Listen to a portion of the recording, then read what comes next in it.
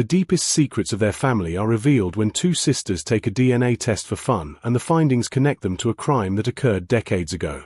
Their lives will be irrevocably altered by what they discover. The smell of aged wood and long-forgotten memories filled the attic.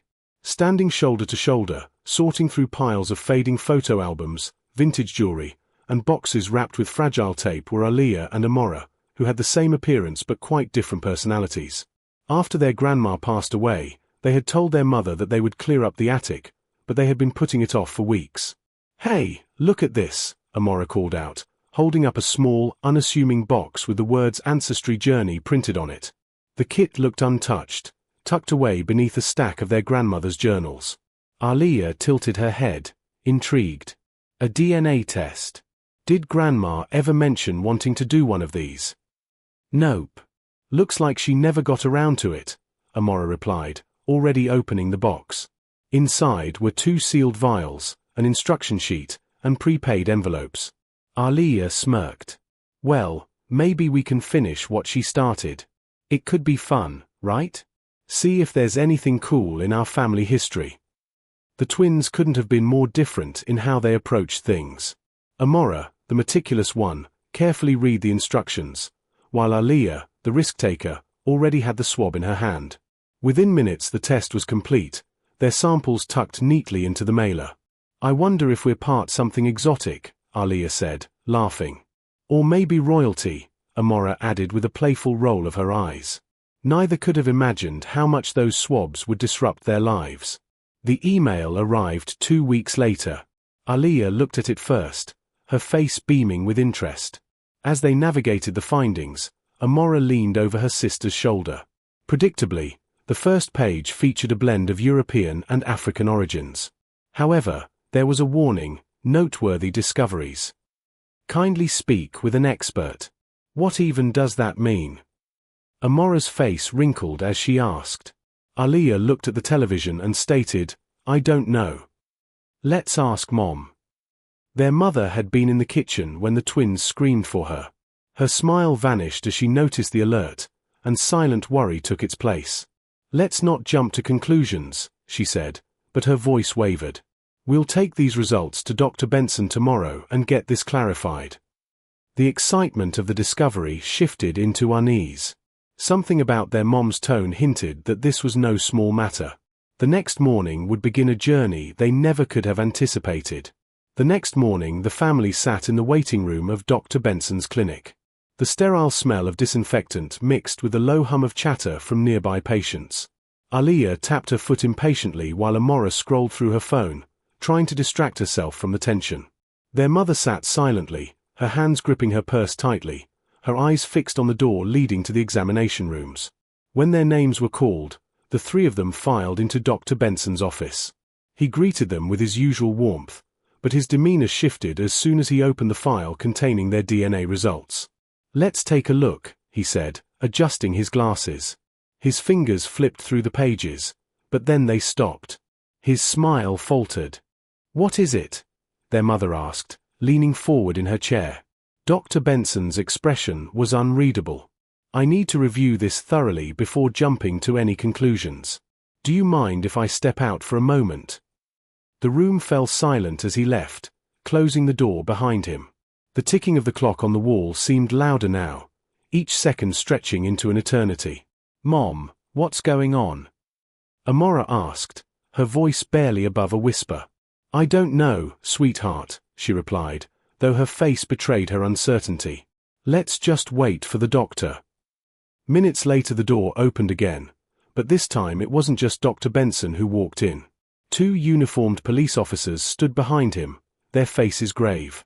"Aaliyah and Amara, we're going to need you to come with us," one of them said. Their mother shot out of her chair. "What is the meaning of this? They are just kids." Dr. Benson raised a hand, trying to calm her. There's been a finding in their DNA that requires further investigation. I can't say more here, but this is a matter of legal importance." Panic swirled in the room like a storm. Aaliyah and Amara exchanged wide-eyed glances, fear written all over their faces. "What did we do?" Aaliyah blurted out, her voice shaking. "It's not about what you did," the officer replied. It's about something that's been found. The twins were escorted out of the clinic, their mother following close behind, demanding answers. Flashes of cameras greeted them as they stepped into the bright daylight outside, local reporters already swarming the scene, shouting questions. And just like that, their ordinary lives became the center of a mystery that would shake their family to its core. The drive to the police station was eerily quiet. Aaliyah stared out the window, her reflection ghosting over the passing buildings. Amara clutched their mother's hand tightly, her knuckles white. No one spoke, but questions churned in their minds. What could possibly be so serious that the police had to get involved? At the station they were escorted into a small, sterile room with a plain table and 3 chairs. A detective entered, introducing himself as Detective Harris, a tall man with a stern face but kind eyes. "I know this is overwhelming," he began, sitting down across from them, "but I need you to understand, we're trying to protect you." "Protect us from what?" their mother interjected, her voice sharp. "You haven't told us anything." Detective Harris opened a manila folder and slid a document across the table. It was a printout of the twins' DNA results. Highlighted in bold letters at the bottom were the words, "Genetic match to unresolved criminal investigation."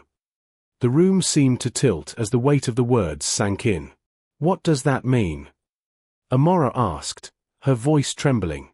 "It means your DNA has matched evidence collected from a crime scene, one connected to a case that's remained unsolved for nearly 16 years, Detective Harris explained. Their mother's face went pale. "What kind of crime?" Harris hesitated, then said quietly, "It's related to an abduction case." The twins exchanged bewildered looks. "But we were only babies 16 years ago," Aaliyah protested. "Yes," Harris replied, "and that's why this is so unusual. The DNA match comes from biological material found at the scene, a match to both of you. This suggests that someone closely related to you was directly involved." Their mother's hands began to shake. "No, this has to be some kind of mistake." Harris softened his tone. "That's what we're here to determine, but we need your cooperation. Is there anyone in your family, past or present, who might have been capable of something like this?" "No," their mother exclaimed, her voice rising. "My family is not like that." But Aaliyah, who had been silent until now, asked quietly, "What about Grandma?" Her words hung in the air like a thunderclap. Detective Harris leaned forward. "Your grandmother, did she ever talk about anything unusual? Any secrets?" Their mother shook her head vehemently, but the twins exchanged a look. The journals in the attic. Could they hold the answers? "We found some of her old journals," Amara said hesitantly. "She never let us read them when she was alive. Maybe there's something in there." Harris nodded. "Those journals could be crucial. Can you bring them to us?" Their mother hesitated but eventually agreed. "We'll get them," she said, her voice tight. "But this has to be a mistake. It has to be." As they left the station, a chilling question loomed over them. What had their grandmother been hiding all these years? Back home the air felt heavier than before. The family gathered in the living room, the box of journals from the attic placed on the coffee table like a time bomb waiting to go off. Aaliyah and Amara exchanged a hesitant glance before opening the first book. The handwriting was familiar, delicate yet firm, the same way their grandmother spoke when she was alive. The entries started innocently enough, notes about family recipes, neighborhood gossip, and fond memories. But as they moved deeper into the journals, the tone shifted. "Listen to this," Amara said, her voice tight. She read aloud, "The night it happened, I couldn't sleep. I heard the car pull up and I knew something wasn't right. But when I saw the package left at the door, my heart stopped. I didn't want to get involved, but what choice did I have? I had to protect them." "What package?" Aaliyah asked, her voice rising. Their mother leaned forward, her hands trembling. "Keep reading," Amara continued, flipping to a later entry. "They're safe now, but I can't stop thinking about that at night. Every time I look at them, I wonder if they'll ever find out. I'm taking this secret to my grave." The room fell silent. "Them," Aaliyah repeated. "She's talking about us." Their mother's face crumpled. No, no, this doesn't make sense. The twins kept reading, uncovering fragmented details of a night their grandmother had deliberately kept hidden. She described a car pulling up to her house late at night, a man leaving behind an infant carrier. There were no names, no explanations, only cryptic references to fear, guilt, and a promise to protect. "Do you think we were adopted?" Amara asked, her voice breaking. Their mother buried her face in her hands. "I don't know. I thought you were mine. I never questioned it." Then they found it, a single envelope taped to the back of one of the journals. Inside were 2 birth certificates. "Look," Aaliyah said, pointing to the names of the parents. The mother's name was listed as unknown, but the father's name sent a shiver down their spines. It was a name neither of them recognized, but Detective Harris did. When they returned to the station with the journals and certificates, he froze at the sight of it. "This name, this man was the prime suspect in the abduction case," Harris said grimly. "He vanished years ago. If this is connected, it could explain everything." The revelation was too much to process. The twins weren't just tied to an unsolved case, they were the case. "But why would someone leave us at Grandma's house?" Aaliyah asked. "That's what we need to find out," Harris said. "But it seems your grandmother knew more than she let on. She might have been protecting you from something, or someone." With more questions than answers, the family had no choice but to confront a past that refused to stay buried. The following days were a blur of confusion and discovery. Detective Harris began piecing together the fragmented clues while Aaliyah and Amara pored over their grandmother's journals. The deeper they dug, the darker the picture became. One entry stood out. He came back looking for them. "I lied. I said I didn't know where they were. He threatened me, said he'd return. I have to keep them safe." Amara's voice trembled as she read the words aloud. "Who's he? And why would he come after us?" Their mother sat silently, clutching her mug of coffee as if it were the only thing grounding her. "Your grandmother was always protective," she said, her voice distant. "But I thought it was just her way. I never imagined she was hiding something like this." Detective Harris soon confirmed what the journals hinted at.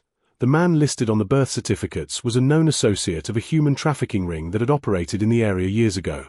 The case had gone cold after his disappearance, but the DNA evidence from the twins had reignited the investigation. "What if he's still out there?" Aaliyah asked one evening, her voice barely above a whisper. The thought sent a chill through the room. Harris had no definitive answers but assured them that every resource was being deployed to find the truth. Meanwhile, the twins struggled with their own questions about identity and belonging. "Does this mean Grandma saved us?" Amara wondered aloud one night. "Perhaps," Aaliyah answered. "However, it also implies that she was aware that we weren't hers, and Mom wasn't either." Overhearing, their mother entered the room. Her voice broke as she firmly declared, "You're mine. You are my daughters, regardless of what those documents say or your origins. That hasn't changed and never will." Although her comments were consoling, the underlying uneasiness persisted. The twins still felt like missing pieces of a puzzle. The investigation uncovered more unsettling truths.